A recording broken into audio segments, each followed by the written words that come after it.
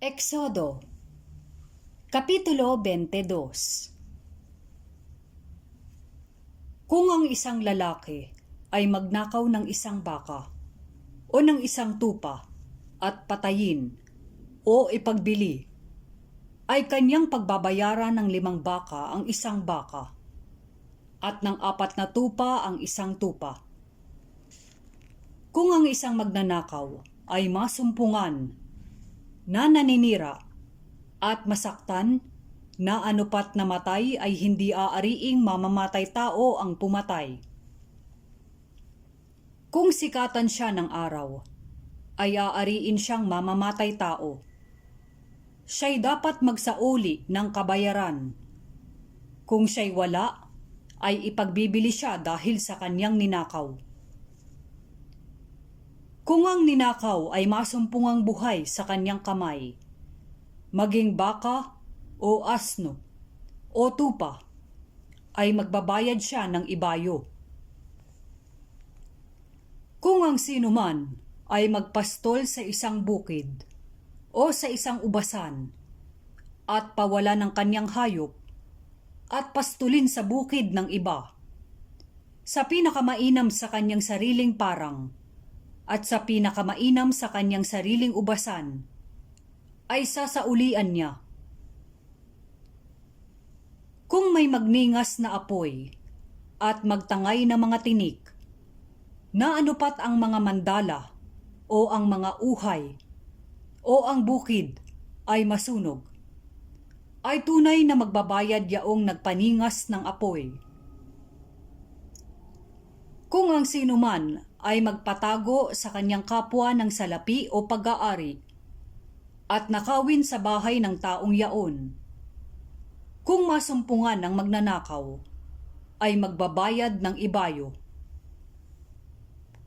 Kung hindi masumpungan ang magnanakaw, ay lalapit ang may-ari ng bahay sa Diyos upang maalaman kung hindi niya pinakialaman ang pag-aari ng kanyang kapwa. Sapagkat lahat ng bagay na pagsalangsang, maging sa baka, sa asno, sa tupa, sa damit, o sa anumang bagay na nawala, na may magsabi, "Ito nga ay akin," ay dadalhin sa harap ng Diyos ang usap ng dalawa. Yaong parurusahan ng Diyos ay magbabayad ng ibayo sa kanyang kapwa.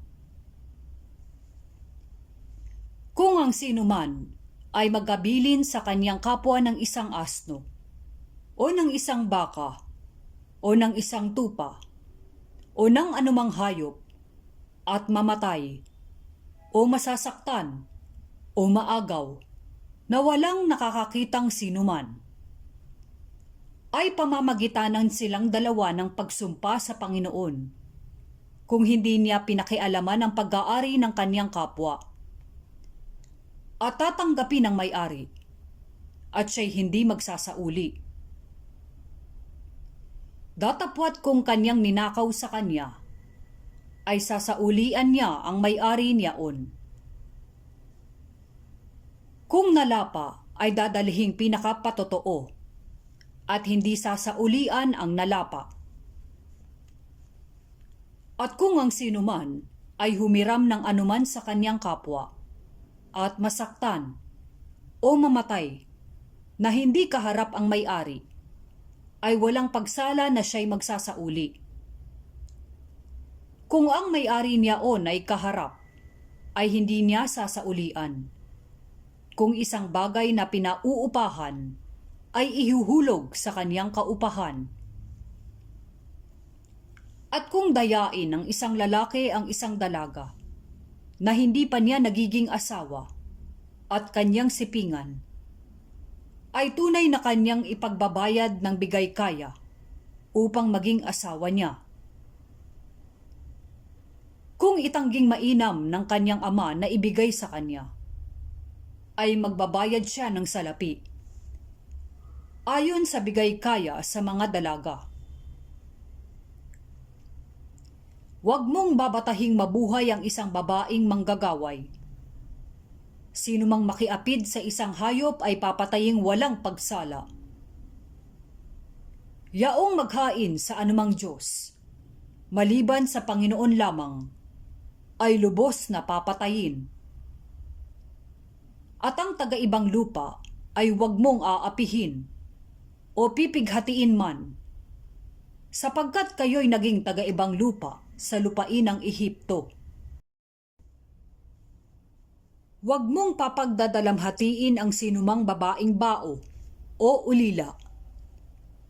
Kung iyong dalamhatiin sila sa anumang paraan, at sila'y dumaing sa akin, ay walang pagsala na aking didinggin ang kanilang daing. At ang aking pag-iinit ay mag-aalab, at aking papatayin kayo ng tabak. At ang inyong mga asawa ay magiging mga bao, at ang inyong mga anak ay mga ulila. Kung magpautang ka ng salapi sa kanino man sa aking bayan, nakasama mo na dukha, huwag kang magpapaka manunubo sa kanya, ni hihingan mo man siya ng tubo.